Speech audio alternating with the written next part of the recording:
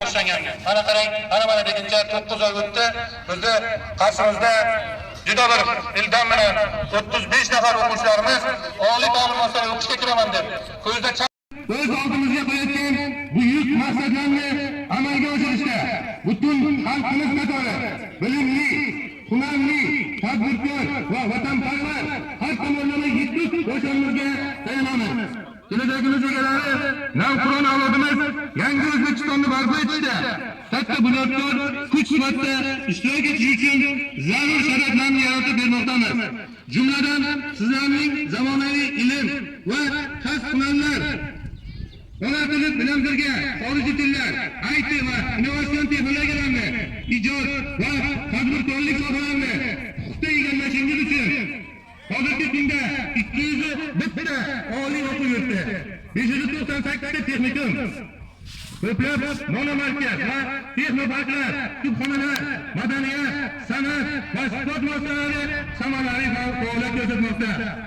Shuni aslo unutmang, odamzod hayotda munosib o'rin topishi, el yurtning hurmati va e'tiboriga sazovor bo'lishi uchun milliy va umum insoniy qadriyatlarni egallab, doimo oldinga intilib yashashi, izlanish va o'rganishdan aslo to'xtamasligi kerak. Halol va mashaqqatli mehnat, ilmga, kasbga, ota-ona va oilaga sadoqat hech shubhasiz insonni yuksaltiradi. Uning hayotini fayzli va charog'on etadi. Ayniqsa sizlar kabi navqiron, azmi shijoatli yoshlarimizga shiddatli zamondan ibrat olib, har kuni bir natijaga erishib, irodangizni sinovlarda qo'llab, faqat va faqat oldinga qarab borish yarashadi. Anoman sizlarning yangi g'oya va tashabbuslaringiz, turli sohalardagi yutuqlaringiz yangi O'zbekistonni yanada qudratli etadigan moddiy va ma'naviy asoslarni barpo etishga beqiyos hissa bo'lib qo'shiladi.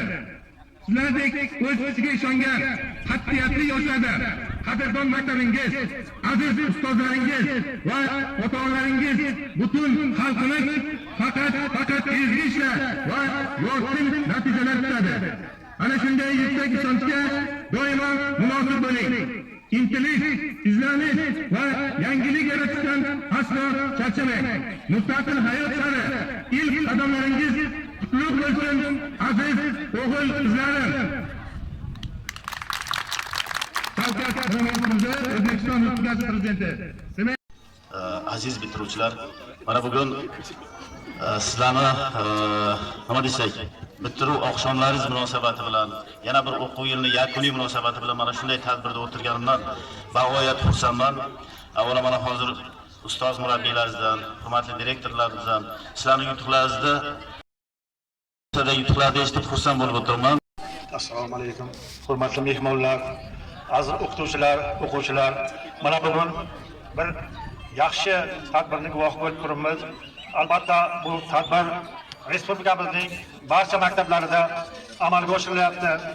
Respublikamizda bir 11 mingdan ziyod maktablar bo'ladigan bo'lsa, viloyatimizda 1300 ga yaqin maktab bo'ladigan bo'lsa, Kasbi tumanimizda 10 ta maktab bo'ladigan bo'lsa, mana shunday so'nggi qo'ng'iroqqa bag'ishlangan tadbirlar bo'lib o'tyapti. Biz mamnuniyat bilan aytamiz, mana 9-11 sinf o'quvchilari biz aytishimiz kerak, mustaqil hayot bu sohasida turibsiz.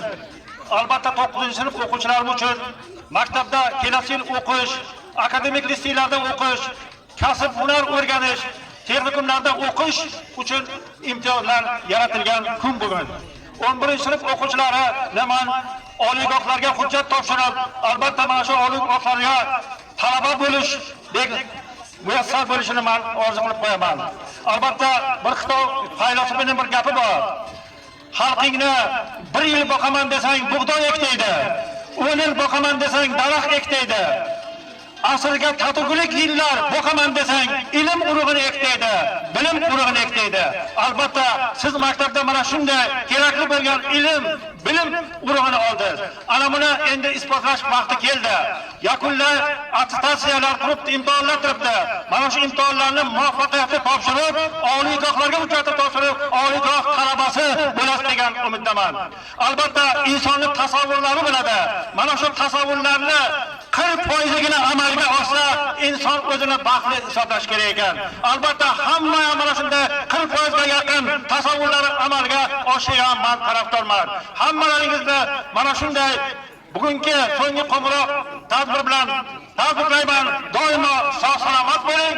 Hammangizga yana bir bor sog'lik, omonlik yor bo'lsin.